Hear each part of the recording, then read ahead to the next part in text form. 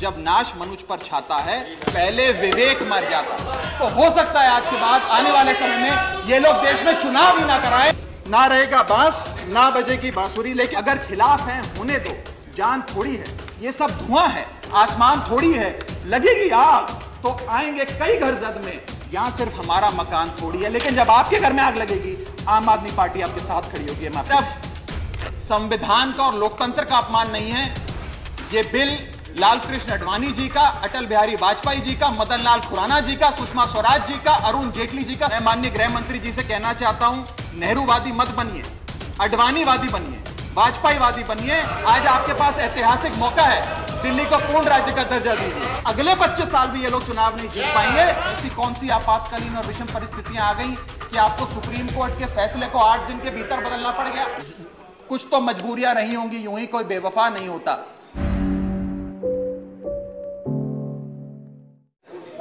सिर्फ 2 करोड़ दिल्ली वासियों की ओर से नहीं, बल्कि 135 करोड़ भारतवासियों की ओर से बोलने के लिए खड़ा हुआ हूं। सर, इससे ज्यादा असंवैधानिक, गैर कानूनी कागज का टुकड़ा एक बिल के माध्यम से शायद ही आज से पहले कभी संसद भवन के भीतर लाया गया होगा।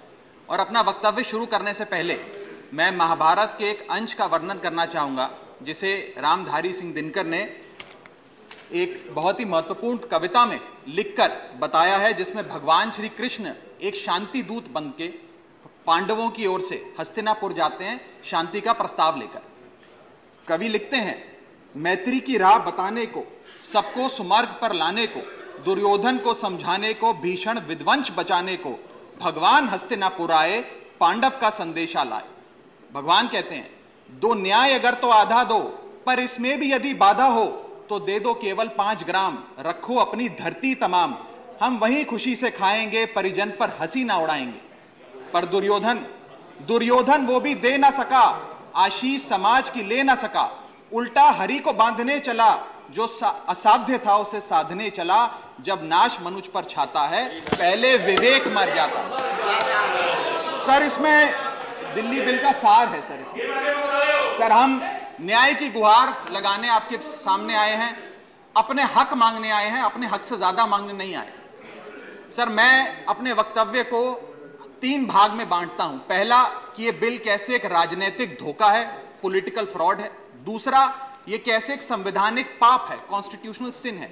और तीसरा, कि यह एडमिनिस्ट्रेटिव लॉकजैम यानी कि प्रशासनिक गतिरोध दिल्ली में कैसे पैदा कर देता है। सर, पहला, राजनीतिक धोखा। यह कहानी है सर 1977 से लेकर 2015 की। लगभग 40 साल का लंबा संघर्ष भारतीय जनता पार्टी ने दिल्ली में पूर्ण राज्य का दर्जा स्थापित करने के लिए किया। 1977 में जब 3rd मेट्रोपॉलिटन काउंसिल दिल्ली में था, उसमें जनता पार्टी की सरकार थी। उन्होंने मता पास कर कहा कि दिल्ली को पूर्ण राज्य का दर्जा बनाएंगे। लगातार पूर्ण राज्य की दर्जे की मांग करते करते करते करते ये 1989 का लोकसभा का मैनिफेस्टो में बीजेपी का लाया हूं।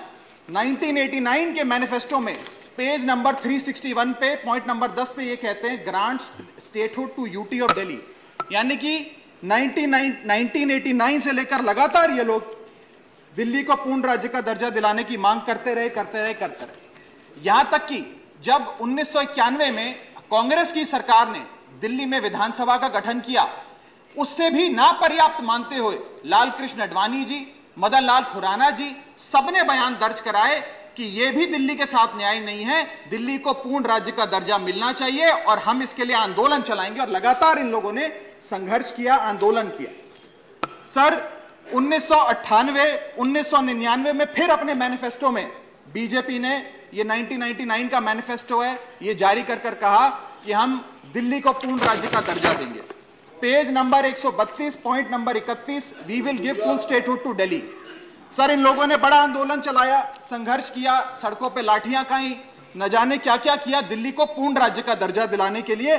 और अंततः वो दिन आया जिस दिन वाजपेयी सरकार के उप प्रधानमंत्री आदरणीय लाल कृष्ण आडवाणी जी इस सदन के भीतर एक बिल लाए, द कॉन्स्टिट्यूशनल अमेंडमेंट बिल 2003, जो दिल्ली को पूर्ण राज्य का दर्जा देता है। यह बिल आडवाणी जी इस सदन के भीतर लाए और कहा कि दिल्ली को अधिकार देने की जरूरत है, दिल्ली को पूर्ण राज्य का दर्जा भाजपा दिलाएगी। यहां भी बात खत्म नहीं होती सर। इसके बाद 2013 के अपने मैनिफेस्टो में बीजेपी ने कहा हम पूर्ण राज्य का दर्जा देंगे। इनकी जून 2013 में नेशनल एग्जीक्यूटिव की मीटिंग हुई, उसमें मता पास कर कहा हम दिल्ली को पूर्ण राज्य का दर्जा देंगे। यहां तक कि इनके सांसद डॉक्टर हर्षवर्धन ने बयान दिया कि जब आदरणीय नरेंद्र मोदी जी देश के प्रधानमंत्री बनेंगे हम दिल्ली को पूर्ण राज्य का दर्जा देंगे। ये इन सब ने सर लगातार बातें कही और दिल्ली को पूर्ण राज्य का दर्जा दिलाने की मांग लगातार भारतीय जनता पार्टी दिल्ली वालों के सामने रखती रही। सर ये बिल सिर्फ संविधान का और लोकतंत्र का अपमान नहीं है, यह बिल लालकृष्ण आडवाणी जी का, अटल बिहारी वाजपेयी जी का, मदन लाल खुराना जी का, सुषमा स्वराज जी का, अरुण जेटली जी का, सबका अपमान करने का और उनके 40 साल के संघर्ष को मिट्टी में मिलाने का काम करता है। सर मैं माननीय गृह मंत्री जी का बयान लोकसभा में सुन रहा था। उन्होंने कहा कि नेहरू जी ने, पंडित नेहरू ने यह बात रखी थी कि दिल्ली को पूर्ण राज्य का दर्जा नहीं मिलना चाहिए। मैं माननीय गृह मंत्री जी से कहना चाहता हूं, नेहरूवादी मत बनिए, आडवाणीवादी बनिए, वाजपेयीवादी बनिए और दिल्ली को पूर्ण राज्य का दर्जा देने का आज आपके पास ऐतिहासिक मौका है। दिल्ली को पूर्ण राज्य का दर्जा दीजिए। सर इस बिल को लाने का असल कारण क्या है? यह बिल क्यों लाया गया है? पिछले 25 साल में दिल्ली में 6 बार विधानसभा के चुनाव हुए। 6 के 6 चुनाव भारतीय जनता पार्टी बुरी तरीके से हारी। यहां तक कि 2015 और 20 में आजाद भारत के इतिहास की सबसे बड़े जनादेश की सरकार अरविंद केजरीवाल ने दिल्ली में बनाई। क्योंकि ये पिछले 25 साल चुनाव नहीं जीत पाए और अरविंद केजरीवाल और आम आदमी पार्टी के आने के बाद ये जानते हैं कि अगले 25 साल भी ये लोग चुनाव नहीं जीत पाएंगे, तो सरकार को नष्ट करने का काम कर रहे हैं। ना रहेगी सरकार और ना रहेगा चुनावों का महत्व, ना रहेगा बांस, ना बजेगी बांसुरी। लेकिन मैं आज इस मंच से भाजपा से अनुरोध करूंगा कि कम से कम लालकृष्ण आडवाणी जी को न्याय दीजिए, कम से कम उनकी इच्छा पूरी करिए, दिल्ली को पूर्ण राज्य का दर्जा दीजिए। सर मेरा दूसरा भाग कि कैसे यह बिल एक संवैधानिक पाप है। सर पहली चीज, ये abuse of ordinance making powers है, आर्टिकल 123 जो संविधान का देता है।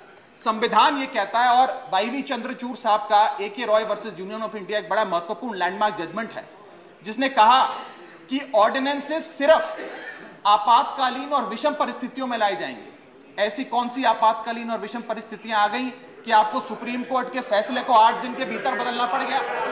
दूसरा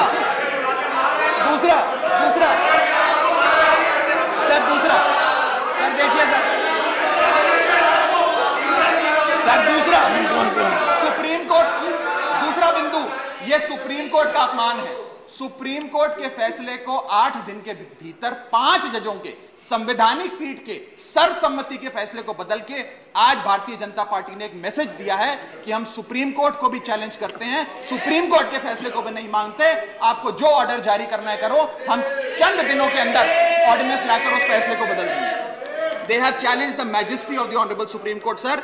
और मैं आपको ये कहना चाहता हूं कि आजकल जो ऑर्डिनेंस लाने की जो एक फेटिश इस सरकार ने देखी, चाहे वो लैंड एक्विजिशन बिल हो, चाहे वो फार्म बिल हो, चाहे ईडी के डायरेक्टर का एक्सटेंशन हो, जो ये सारी चीजें ऑर्डिनेंसेस के माध्यम से इन्होंने करी थी, इस बिल का हश्र भी वही होगा जो सारे पुराने बिलों का हुआ था।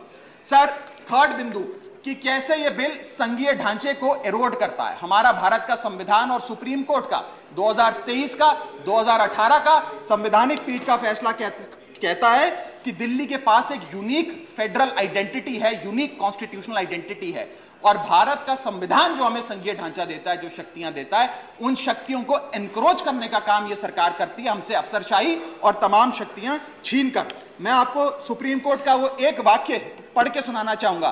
The majority in the 2018 constitutional जज bench held that while the NCT of Delhi could not be accorded with the status of a state, the concept of federalism is applicable to Delhi. हम पूर्ण राज्य नहीं है, लेकिन फिर भी राज्य का दर्जा एक संघीय ढांचे के परिप्रेक्ष्य में दिल्ली को मिलता है। उसके बाद सर इन लोगों ने तो कमाल ही कर दिया, आज बिना संवैधानिक संशोधन लाए संविधान को बदल दिया, मात्र एक एक्ट ऑफ पार्लियामेंट से, जो आज तक शायद भारत के इतिहास में कभी नहीं हुआ।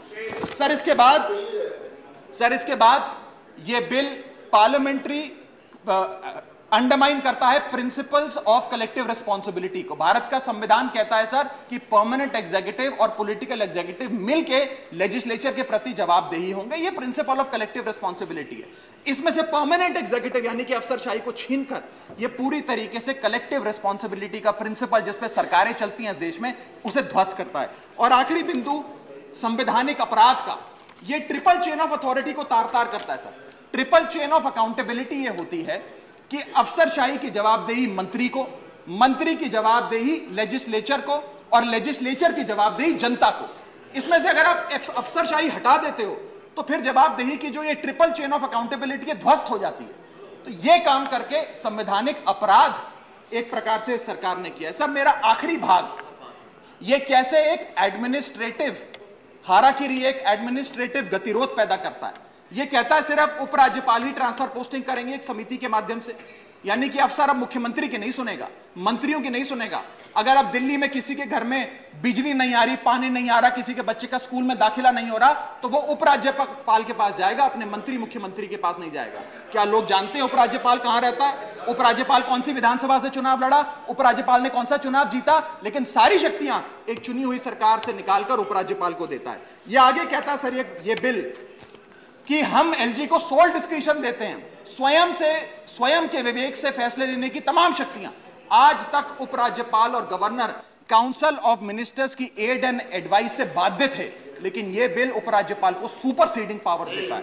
आगे सर यह बिल जितने भी ब्यूरोक्रेट्स हैं उन्हें एक जुडिशियल अथॉरिटी बना देता है। यह कहता है अफसरशाही तय करेगी कि मंत्री का फैसला सही है कि मंत्री का फैसला गलत है, और अगर अफसर को मंत्री का कोई फैसला पसंद नहीं आया तो अफसर मंत्री का फैसला लागू करने से मना कर सकते हैं। और सर यह बिल अथॉरिटी, कमीशंस और कॉरपोरेशंस बनाने की, तमाम गठन करने की, नियुक्ति करने की शक्तियां सारी की सारी केंद्र सरकार को दे देता है, यानी कि सरकार की चाबी एक प्रकार से केंद्र सरकार को हाथ में पकड़ा देता है। सर माननीय गृह मंत्री जी ने कहा था कि आम आदमी पार्टी एक सुपारी सी जितनी पार्टी है, एक सुपारी जितनी छोटी सी पार्टी है। सर ये वो सुपारी जितनी पार्टी है जो आजाद भारत के इतिहास का फास्टेस्ट ग्रोइंग पॉलिटिकल स्टार्टअप कहलाती है। ये वो सुपारी जितनी पार्टी है जिसने 3 बार भाजपा को दिल्ली में हराया और 2 बार 2015 और 20 में आजाद भारत के इतिहास की सबसे बड़ी जनादेश की सरकार बनाई। ये वो सुपारी जितनी पार्टी है जिसने पंजाब में भाजपा को लगभग शून्य पर लाकर खड़ा कर दिया।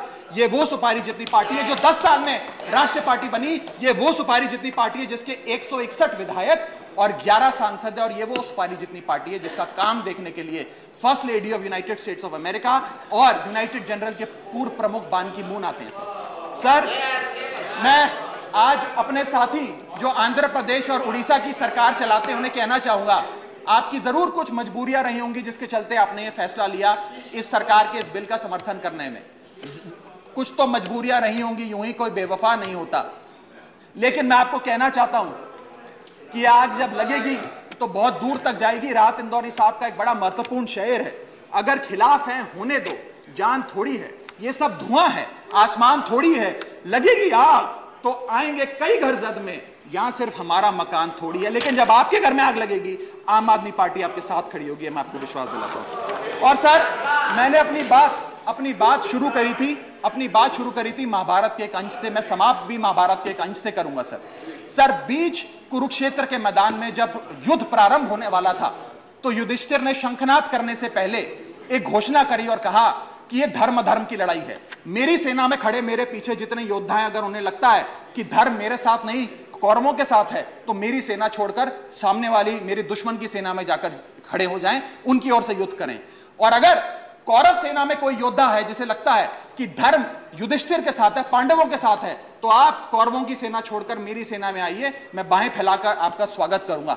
उस समय कौरवों का एक भाई युयुत्सु कौरव सेना छोड़कर पांडवों की ओर आया और पांडवों की ओर से युद्ध लड़ा। मैं उसी बात का जिक्र करते हुए आज इस सदन में बैठे तमाम सांसदों को कहना चाहता हूं, राज्यसभा काउंसिल ऑफ स्टेट्स है, हम लोग काउंसिल ऑफ स्टेट्स है, जहां ज्यादा जिम्मेदारी बनती है राज्यों के हकों की, अधिकारों की रक्षा करने की। मैं मांग करता हूं आज आप लोग पार्टी लाइन से ऊपर उठकर, विचारधारा से ऊपर उठकर संविधान को बचाने के लिए, लोकतंत्र को बचाने के लिए इस बिल को हराइए। आज ये इतना असंवैधानिक और गैर कानूनी बिल अगर ये सफल हो गया तो हो सकता है आज के बाद आने वाले समय में ये लोग देश में चुनाव ही ना कराएं, चुनावी प्रक्रिया को खत्म करने से। बहुत बहुत शुक्रिया। डॉक्टर खबरों में बने रहने के लिए फोरम 4 को सब्सक्राइब करें और नोटिफिकेशन पाने के लिए बेल आइकन दबाएं।